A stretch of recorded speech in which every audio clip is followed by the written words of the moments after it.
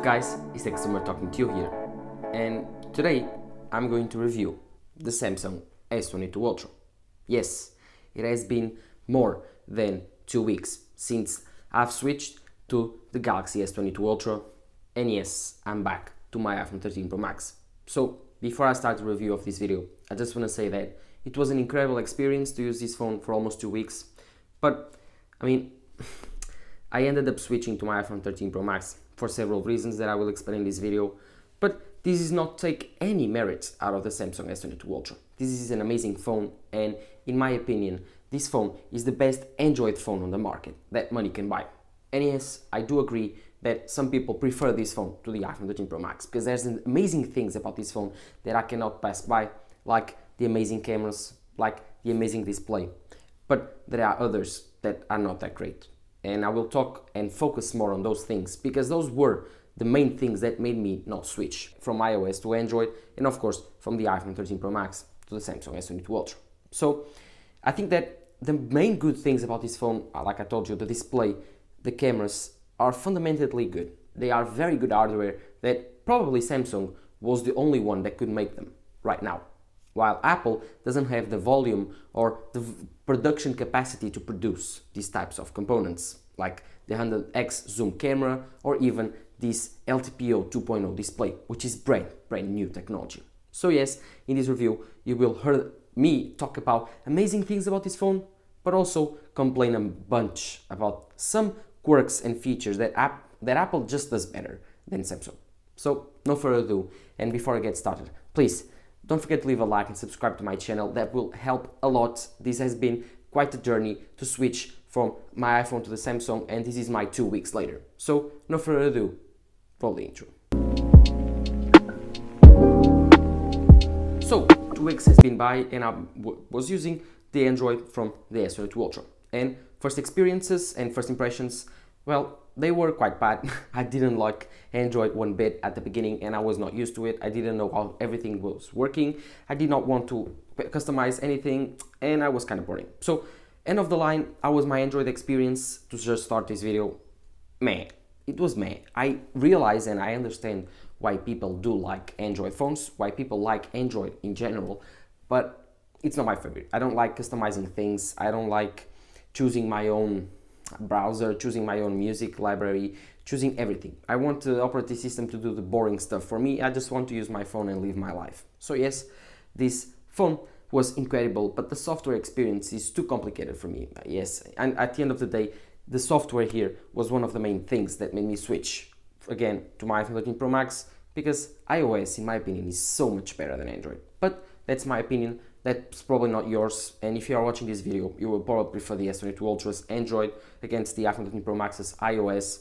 So at the end of the day, it ends up being your choice, but in my opinion, it's the most important choice of this fight. So yes, the S22 Ultra has an amazing software. The Android, it's good. Android 12 is good. It's stable, doesn't have that much bugs, but I do think that the S22 Ultra needs some updates to fix some stuff. I noticed that older Android phones that I've used, like the S21 Ultra that I've tested on stores and stuff, those have way more stable Android versions than this one. That's all because it's a very new phone and Android is probably not optimized for this phone, and that's probably why, and that's all the reason this phone is not as stable on Android as it should be. But again, it's still Android, and in my opinion, iOS is better. So yes, Android here, Android experience on the S22 Ultra, it's good. Not that incredible. I don't like Android, so I'm not the best person to tell you about it. Next, I want to talk about the display. I think that the display on this phone is the best thing that it has for it. The display, it's incredible. It's an LTPO 1700 nit capable display, which, if you don't know what it means, it's like 120 Hz, which can go down to 1 Hz, not 10 or 40, like the older generation of LTPO. So it can go from 1 Hz to 120, and so it's incredible. It saves on battery life, which it's a very important topic on this phone that I want to talk about later.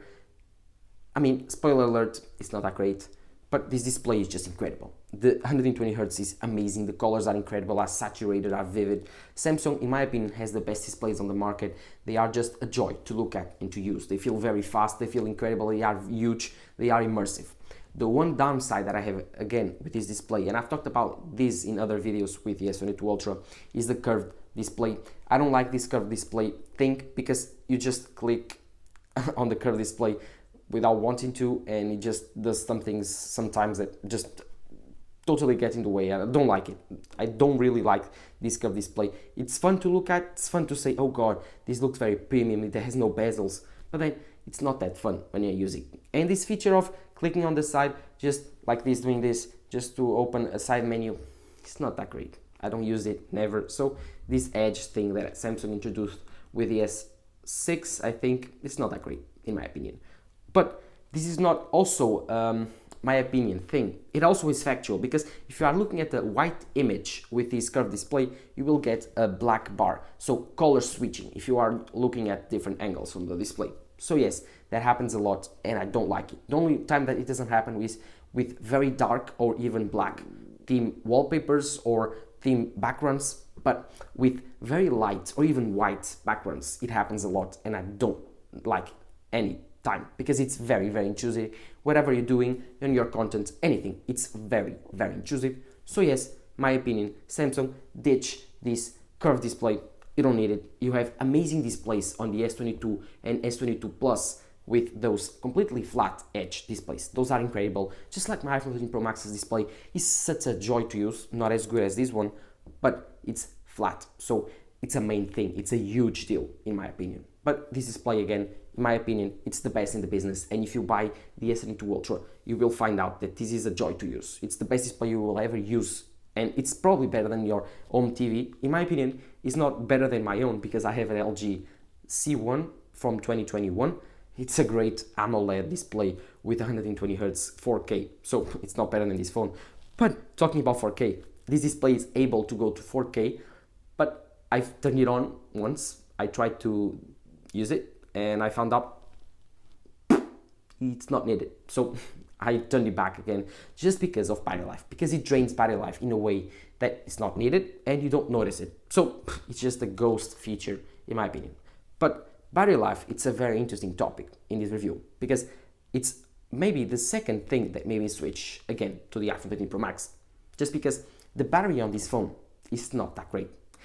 Actually, it's medium good. So it's not amazing, it's not good, it's medium. Because I've used it and at least by 6 p.m, I don't know if it was because my experience or if it was my phone, if it's faulty or not, but by 6 p.m. it was already at 20% and by 8 p.m. I had to charge it. So with my iPhone 13 Pro Max, again, using it as reference, I don't need to charge my phone for 2 days. So again, this is not as good of battery life. It's good battery life, I mean, it's using 5G, it's using other stuff in the background, but I don't think this is the best battery life I ever used. I think that Samsung had better battery lives, and other reviewers has also confirmed that, just because they introduced the S Pen here and they of course tried to use this Note design and put a 5000 mAh battery, but in all of that the processor is not as efficient. The Exynos chip, maybe if you have a Snapdragon, it has better battery life just because it's more efficient with stuff, and that's another topic that we'll talk about later on this review. The battery life here, it's not incredible, it's not even amazing, it's good. So if you use it, if you're not a power user, if you're not taking photos and videos all day like me, then you will probably be able to reach the end of the day with some battery life. But myself, taking tons of photos, experimenting with this amazing camera, then I killed it in less than 1 day. And that's something that in today's age, in a very expensive flagship, I cannot let pass by. Because my iPhone 13 Pro Max has an incredible battery life.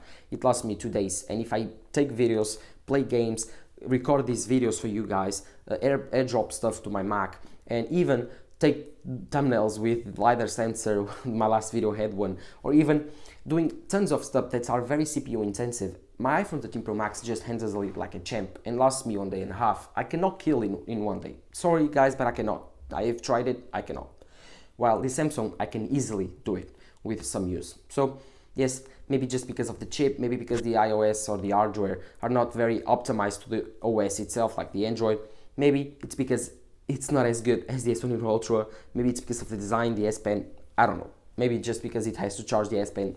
I have no idea. I'm just telling you that the battery experiences here is not incredible, and probably it's one of the main reasons that I would not recommend this phone if you are very, very battery battery like focused. So if you really need the best battery on the phone, just go for the iPhone. Either way, you will love the battery life on that phone. If you are a normal user, then the Samsung S22 Ultra should be fine for you. Like I was talking about before, this phone has the Exynos. Yes, I'm in Europe, so I'm in a European region where you get the Exynos chip, a chip made by Samsung. This is not a Qualcomm chip, not the Snapdragon Gen 8 one, so this is the Exynos. And what is my experience with the Exynos? Well, it sucked, to say the least.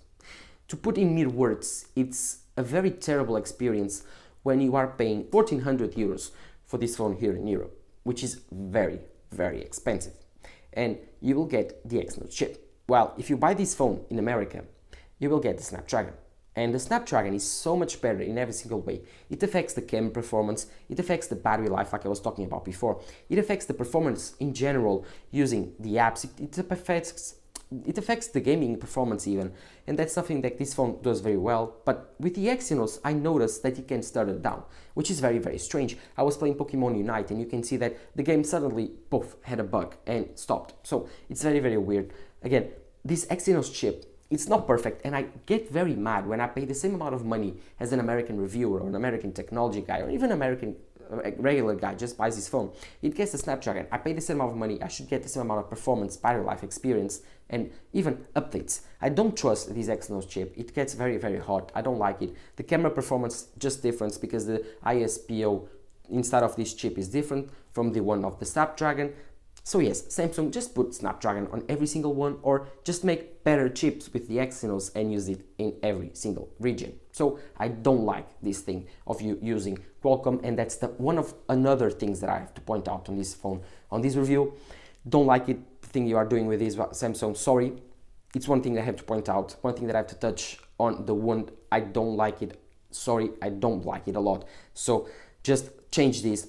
Put a Snapdragon here, or just make the Exynos better. The overheating problems, the gaming problems that I had, the battery life experience is probably all derivated from this chip. So yes, put a Snapdragon. This is not fun and stuff. This is a very expensive phone, and if I had to slap you on your hand for one thing, it would be the chip. I mean, I really don't care about battery life. 1-2 hours, that's fine. I don't care if I had to charge the phone 1-2 hours earlier. But the thing about the performance and the bugs and even the overheating and the changing camera quality and of course the battery life, the chip, it's not worth it. Sorry, I cannot recommend you if you are in the European region to spend that much money, or at least the full price on this flagship phone. Just try to find it on discount, get a second hand, or even go for the S21 Ultra. Try to buy one from America because you will have a Snapdragon. Samsung has been doing this for a while and I'm not a fan. Sorry Samsung, this is just douchebaggery. Then, of course, we have an amazing S Pen. Yes, the S Pen is very cool. I use it quite a lot actually. It's a feature that at the beginning you don't notice that is there. At the beginning you were probably, I don't really care about this, it's not that important. And then you use it once and twice. And then you go to the third time and you suddenly you find yourself in class using it instead of your iPad Pro just because you forgot to charge it. It happened to me. So it's quite helpful, it's there, it doesn't bother anyone, and when you need it, you just click it here, bring it out and use it, and when, like doing this, when you're done, you just put it inside. Would I pay more for it? Of course not. I mean, I don't really care. But if Samsung just includes it here for free, I mean, it's cool. It's better than last year where you can use it, but you have to buy an external case. So yes, I like this S Pen, it's cool. The experience is very, very good. It has only 2.8 milliseconds of delay, so it feels very, very fluid when writing. It's an amazing experience when writing. You have this sound effect, which is pretty cool. And of course, yes, this is the distinctive feature of this phone, and it's one of the main reasons if you are looking for this phone to get one. So the S Pen, incredible experience. Congratulations, Samsung. Amazing experience and amazing design too, because this design, it's resembling the old Note lineup, while this is a S22 Ultra, not a Note 22 Ultra. Yes, it's very resembling of that lineup, the design is the same, and yes, I do love this design with the camera's rings. I do prefer it to the S21 Ultra camera bump, which was very, very weird in my opinion. I do prefer this design. I do think this is one of my favorite designs ever on a phone. Very, very comfortable to hold, very, very easy, very, very beautiful, and I love this design. This phone is big on the hand, but it's very, very light because it's made of aluminum, while my iPhone 13 Pro Max is built like a brick. It's very, very durable, it's heavy, it's bulky, and it has stainless steel, which makes it very, very premium, more premium than this phone, in my opinion. But this phone feels very, very premium in the hand, light, soft, very comfy, and yes, I love this phone in terms of feeling. It's very, very premium, and if you buy one, you won't regret it, and you will love this design from day one. One thing that I have pointed out from this design again, and so, sorry Samsung, but it's the difficulty to clean this lens because it doesn't have any camera bump. Some dirt and stuff gets in the lens, so it's very, very difficult to clean. But that's a very minor thing about this design. If you don't really care about that or you're using a case all day, man, this is the perfect Samsung design in my opinion. Then, of course, the speakers. The speakers are a big gripe of mine because the speakers on this phone are not great, but that doesn't matter. These days, every speaker is great. But one thing is, this is a very expensive phone. Like I was telling you, it costs me $1,400, and the speakers are worse than the S21 Ultra, worse than the Note 20 Ultra, worse than my iPhone 13 Pro Max, worse than my iPhone 12 Pro. So yes, how could Samsung do this? Well, the explanation probably is the fact that they had to put a big battery, 5000 milliamperes, 5G modems, which are very, very hot, which require bigger batteries, and the S Pen. All of this in a very, very similar design to the Note 20 Ultra. So how could they fit this all inside? They had to put smaller drivers for the speakers. And so that explains why they are more teeny with very high volume, or why they not reach those types of volumes. So here's a comparison between the two speakers out of the iPhone and the S22 Ultra, and you can see that the differences are pretty big between the two.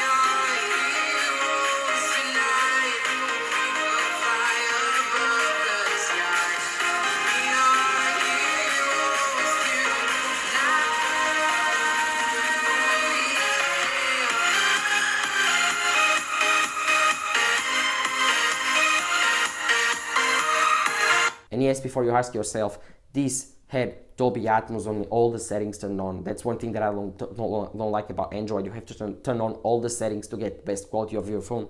I don't really like that, but I did for this experiment. So yes, it has Dolby Atmos turned on, all of the things that you could put on Android to make it sound better. I tried it all the times. I tried with different settings, and yes, it's still worse than the iPhone 13 Pro Max's amazing speakers. And even went to the store to check out the S21 Ultra, which was still in promotion, like they were still selling it and showing on to your hands, and I tried it out next to the S22 Ultra, and the speakers, I mean, the differences is big. So if you are using the S22 Ultra, no, do not even think about upgrading, because you will have worse battery life, you will have worse speakers, and the camera differences are not that amazing. And the design, although it's new, doesn't justify the difference in price and the difference on upgrading. So yes, my opinion, the speakers here, Samsung, you have to improve them a lot in your S23 Ultra, in my opinion. But now we are reaching the most important part of this video, the cameras. Because the cameras on this phone are the best feature second to the display. Because it has, as you know, a 108 megapixel wide camera, which is this one. It's an amazing camera. It's incredible. It takes amazing shots, very, very crisp, natural. Not that natural looking because they are vivid and they are very messed up by Samsung algorithms, but they are beautiful to look at. Indeed, its display, it's amazing. The cameras are incredible. The bokeh produced by the portrait shots, it's the best I've ever seen. Samsung's algorithm is just incredible. The night shots are also incredible. It has a ton of light, makes the shots incredible. I love this camera system a lot, par to par with my iPhone 13 Pro Max. Of course, then you have the other lenses, and this experience is not as good as the iPhone because the iPhone makes it look more simple, like they are more simply introduced by themselves, while the Samsung, they work more as different lenses. So yes, we have a 3x telephoto, a 10x telephoto, and an ultra-wide camera. The ultra-wide camera at night is better than the iPhone's ultra-wide camera, but during the day, I do prefer the iPhone's ultra-wide because it's a 0.5, while this is a 0.6, so it's less wide, and also it doesn't look as good during the day. But at night, I think that Samsung's algorithm is better. So yes, this ultra-wide camera at night, it's better than the iPhone's, while in terms of zoom, there's no even comparison here because the Samsung zoom is just incredible. The shots are just stupidly good. The 3x zoom, amazing. The 10x zoom, amazing. The 100x zoom, usable. That's something that I wasn't expecting to say, but the 100x zoom here, it's a very fun feature to have, and it's very, very useful. It works by using this technology which just refracts the light that comes into this camera, and that refracts inside, which has the camera inside.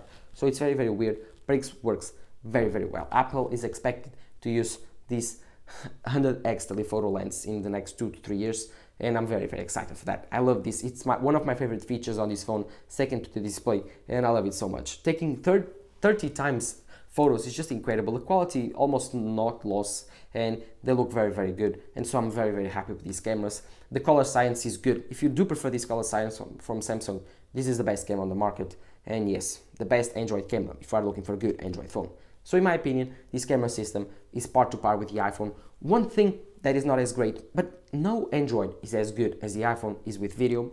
The video here works good. It has 8K at 24 frames per second, it has 4K at 60, but the 4K at 60 is better than the 8K at 24, so I do not recommend using 8K. I used it once, did not like it. It doesn't look that great, and it's very, very heavy, while the 4K here is very, very good. Like 85 to 90% as good as the iPhone 13 Pro Maxes, which says a lot. But in comparison to other Android phones, I do think this is the best video on the market for Android, and it's incredible. But it's not as good as the iPhone, and that's the thing that makes me go for the iPhone again. Just the video quality.